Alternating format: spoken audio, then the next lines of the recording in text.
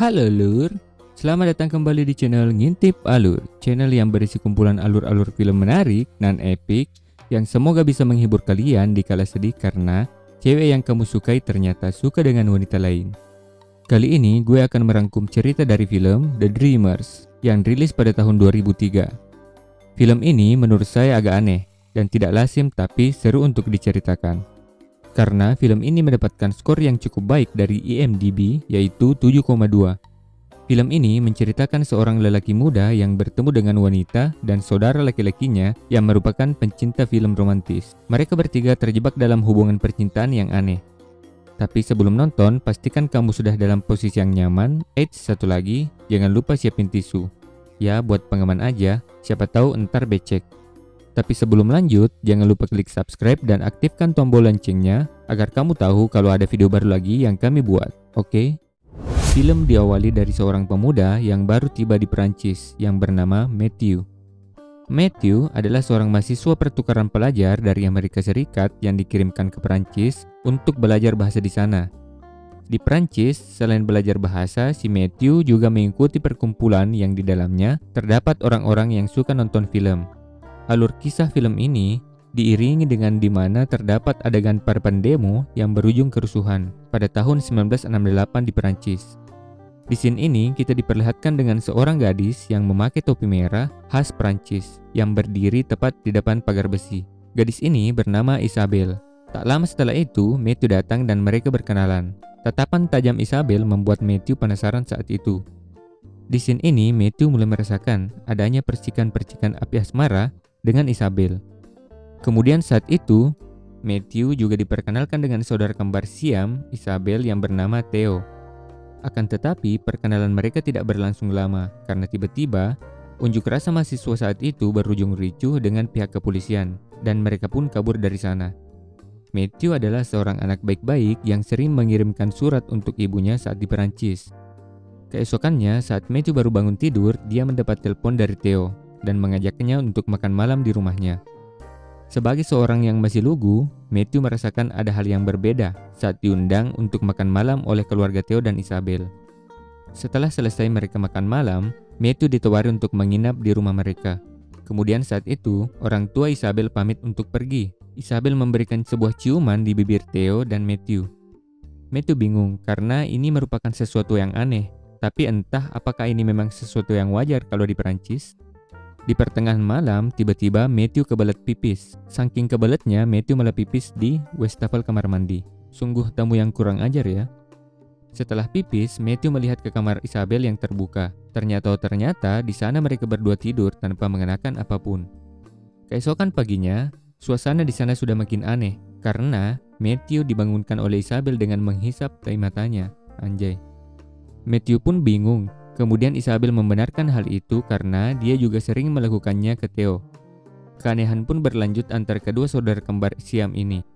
Saat Matthew diajak untuk tinggal bersama di rumah mereka, dikala orang tua Isabel pergi untuk waktu yang lama, di sana mereka bertiga sangat cocok karena mereka sangat gemar nonton film-film lawas. Sampai suatu ketika, saking sukanya nonton film-film lawas, mereka mengulang adegan berlari dalam sebuah film. Nah, disinilah Matthew berhasil masuk lebih dalam lagi ke kehidupan Isabel dan Theo. Alur film ini tambah seru ketika Theo gagal dalam menebak judul film dari Isabel. Theo harus pasrah untuk menjalani hukumannya yaitu bercolai di depan foto artis lawas disaksikan oleh Matthew dan Isabel. Permainan masih berlanjut. Isabel dan Matthew gagal menebak adegan film yang dilakukan oleh Theo. Nah, sebagai hukumannya, gak tanggung-tanggung, Matthew harus enak-enak dengan Isabel. Tapi awalnya Matthew tidak ingin melakukannya. Setelah dipaksa, akhirnya Matthew mau juga. Di scene ini, ternyata Matthew adalah laki-laki pertama yang merusak lubang kelinci milik Isabel, dan mereka pun saling jatuh cinta. Keesokan paginya, Isabel membuat sarapan untuk mereka. Akan tetapi, makanan yang dibuat oleh Isabel lebih tampak seperti tai kucing ketimbang makanan. Lanjut. Lama-kelamaan, Matthew mulai nyaman dengan tingkah kedua saudara kembar ini. Bukan hanya Isabel, Matthew juga mulai cocok dengan Theo. Singkat cerita, Matthew mengajak Isabel untuk berkencan seperti orang pada umumnya. Karena di sini sama sekali, Isabel belum pernah diajak kencan oleh siapapun sebelumnya. Mereka kencan berdua, makan malam, dan berciuman di bioskop. Buat para jomblo, tenang, jangan sedih. Sepulangnya mereka dari kencan, Isabel menemukan pakaian wanita lain di rumahnya. Ternyata Theo mengajak wanita lain ke rumahnya untuk bermantap-mantap. Ini semua balasan atas kemarahan Theo karena tidak diajak oleh mereka berdua. Sampai suatu ketika saat Matthew dan Isabel ingin melakukan mantap-mantap, Isabel malah marah karena dia tidak rela kalau saudaranya si Theo berhubungan dengan wanita lain. Saking marahnya, Isabel sempat menyuruh Theo untuk pergi dari rumah itu. Malam pun tiba. Isabel mengajak Matthew dan Theo untuk tidur bersama di ruang tamu. Ketika semuanya tertidur lelap, Isabel membangunkan Theo dan bertanya, "Apakah kamu masih sayang padaku?" Theo dengan jelas menjawab, "Ya dong. Tapi saya masih bingung dengan cerita film ini. Karena kalau kamu lihat cerita dari awal sampai akhir, di sini yang kita rasakan adalah rasa sayang dari Isabel ke Theo cenderung bukan seperti rasa kasih sayang persaudaraan, malah seperti kekasih." Keesokan paginya, kemudian orang tua Isabel dan Theo datang dan memergoki mereka yang masih tidur pulas tanpa mengenakan busana. Isabel pun malu karena kelakuannya dan Theo sudah diketahui oleh orang tuanya. Isabel mencoba untuk mengakhiri hidupnya bersama Theo dan Matthew, yang di sini masih tidur dengan cara menghirup gas dari pipa pembuangan.